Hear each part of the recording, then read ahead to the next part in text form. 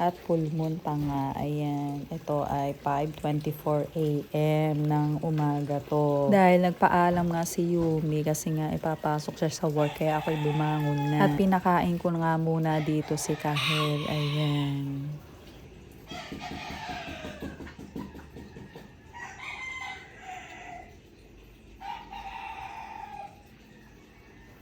Pagkatapos nga niyan ay isinet ko na nga itong smartwatch kahit hindi naman masyado naglalakad. Ayan. At ito naman ang aking agahan. At pagkatapos nga niyan ako nga ay nagtimpla ng kape at ito nga kinain ko nga yung aking Dunkin Donut na hindi ko nakain kahapon yung isa. Ayan.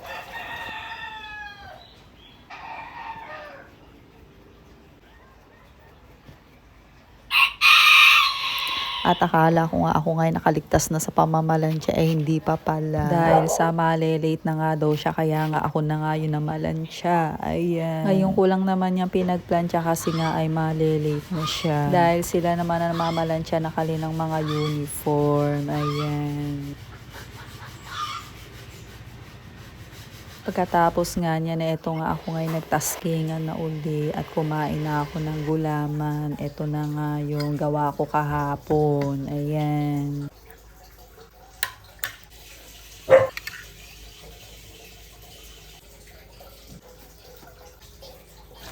At pagkatapos nga niyan ay pinakain ko uli si Kahel. Ayan, lagi ko siyang pinapakain para lumakas siya at gumaling na din. Maigi na lang at siya ay malakas kumain at hindi na kailangan isiring. At nagtanghalian na nga din ako dito dahil meron kaming lakad na after lunch. Ayan.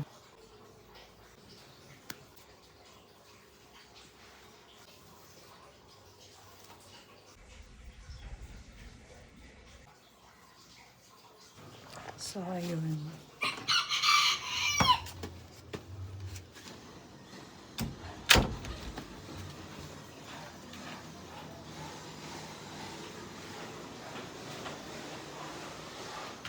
Joyce.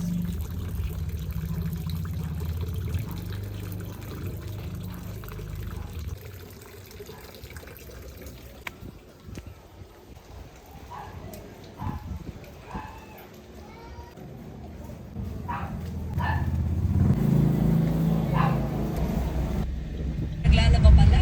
Okay. Ay, magbalik. Ibalik. Saan yung barangay? Amas.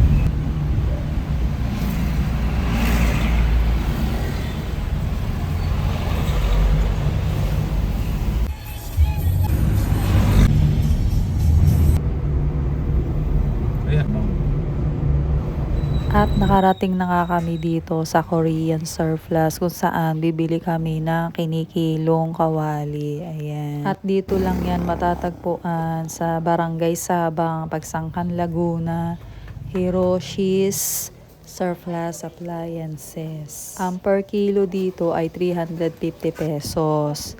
Bukod doon, may ibang items na iba naman ang presyo. Mamimili ka lang kung ano yung gusto mo.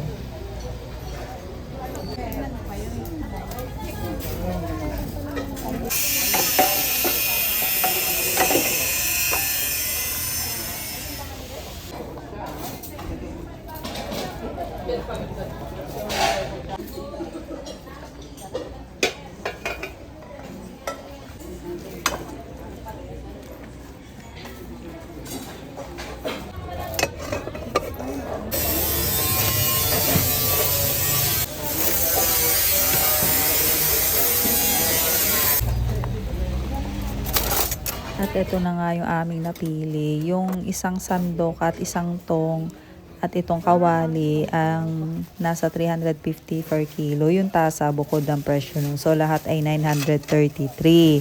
So humingi ng tawad kaya naging 900 na lang, yung 30 ay tawad na.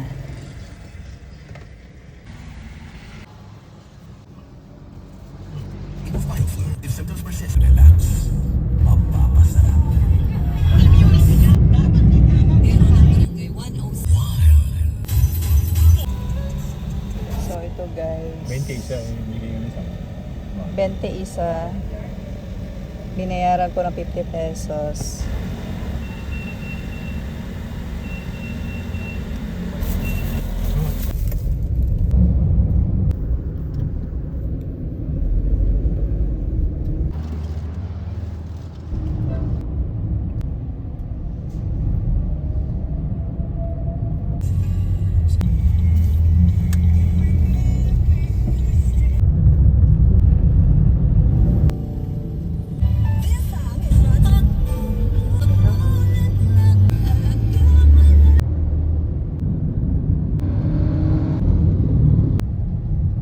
Mas napapadali to reach for Yung programang Serve Forever. Please, ladies, Chalasag sa PTAH. Hugot na sa pulis lang yan. LTO yan. LTO. Barangay LF. Mga ganyan, LTO yan eh. Double D sa FM station, ang Barangay LS 97.1. Maraming salamat po dahil numero 1 kami sa...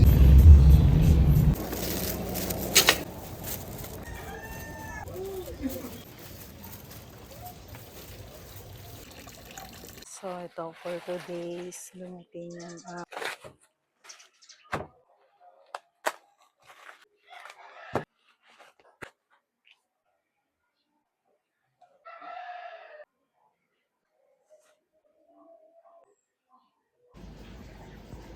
So ito guys yung nabili namin doon. Ayan, mga napili. 900 po lahat yan.